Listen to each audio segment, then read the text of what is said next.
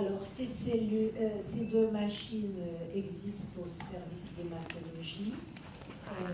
Elles nous ont permis de commencer à faire le prélèvement des enfants, parce qu'avant ça ne se faisait pas. L'appareillage que possédait le centre de transfusion ne permettait pas de prélever des enfants qui ont moins de 30 kilos. Donc je parle des tout petits, 1 an, 2 ans, 3 ans. Donc premièrement, ça nous a permis de faire ça et c'était une grande acquisition.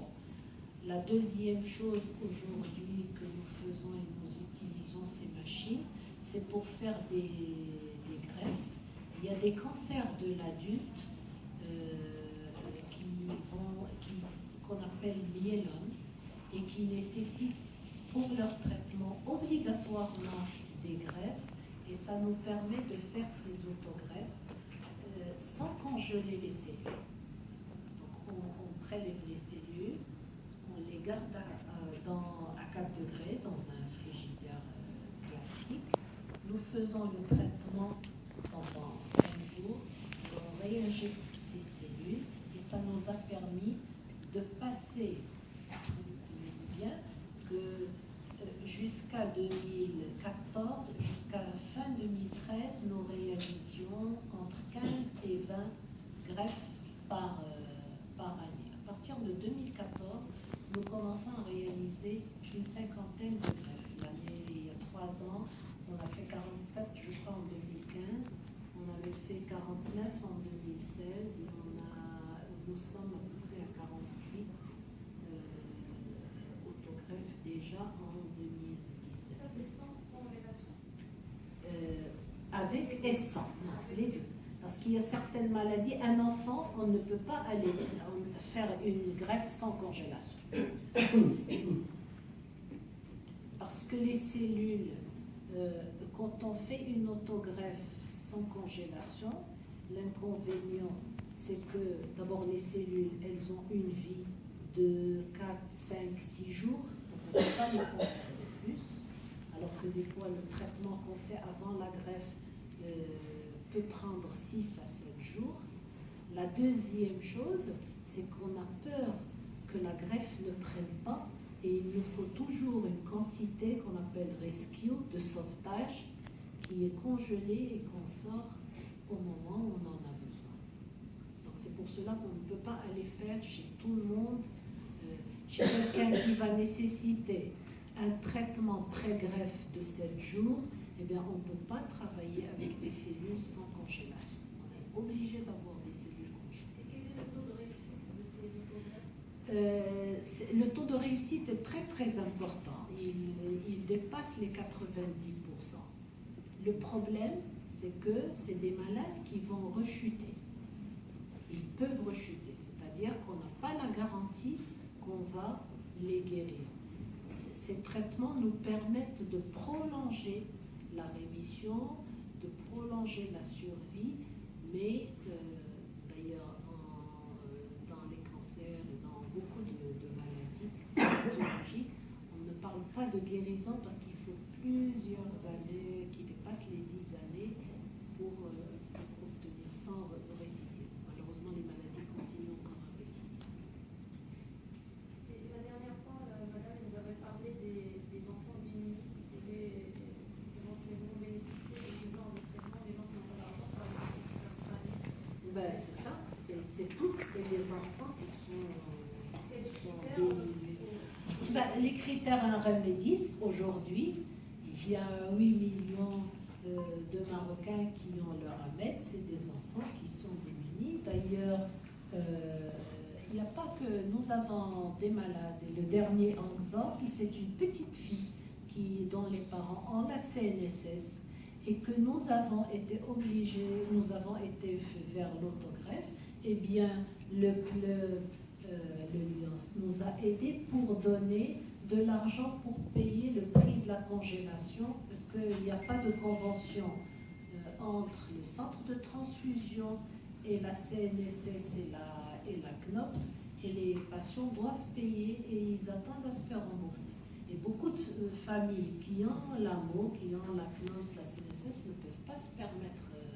Donc, on nous a aidés pour payer la facture pour que cette petite fille, et d'ailleurs on l'a vu hier, elle va très très bien, elle a été autographiée en mai. Oui. Ma question sera posée à Madame la Côté. Madame la Présidente. L'idée d'organiser la soirée caritative au profit des enfants concernés. Ensuite, quelle est la soirée caritative que vous avez organisée avant celle-ci? Avait-elle un grand succès? Merci. Avant cette soirée, c'est-à-dire la première opération que nous avions faite avec l'hôpital du 20 août, et à l'époque c'était professeur Mishkaron, qui aujourd'hui est à la retraite, et c'est le professeur Sa qui a repris. C'était une donatrice, une très généreuse donatrice, qui nous avait permis d'équiper donc l'hôpital du 20 août de ces 2 machines qui permettent l'autogreffe. D'accord? Ensuite, nous avons toujours accompagné l'hôpital pour acheter tous les consommables dont ils ont besoin, les poches, les médicaments, etc. Là, nous est venue l'idée de monter une soirée caritative, tout simplement pour faire une levée de fonds. Nous avons besoin d'argent pour aider l'hôpital à monter ce laboratoire. Voilà. Donc c'est une soirée dont tout le bénéfice ira pour l'hôpital, pour équiper ou du moins essayer d'aider un maximum à équiper l'hôpital de ce laboratoire. Nous espérons arriver à l'équiper complètement. Votre choix tombe toujours sur les malades, pas sur votre enfant nécessiteux. Pardon? Le choix tombe toujours sur des malades, pas d'enfants nécessiteux. Surtout les enfants nécessiteux. À part les malades, non. Est-ce que vous avez fait d'autres actions? Pardon, à part le service. le service de l'hôpital du 20 août, si. Alors nous avons le centre Bouafi, je ne sais pas si vous connaissez, ce sont des enfants, non. Ce sont des enfants adultes, en fait, qui sont, comment dire, handicapés. Voilà. Ce sont des orphelins de l'orphelinat Lella Lahsna. Tous les handicapés ont été regroupés dans le centre Bouafi.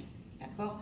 Donc nous agissons là-bas, nous avons déjà pris en charge des kinésithérapeutes, etc., pour aider ces enfants on organise des après-midi, on essaye de faire ce qu'on peut, quoi. Nous avons également, chaque année, nous avons pour habitude de faire des circoncisions pour les familles en difficulté.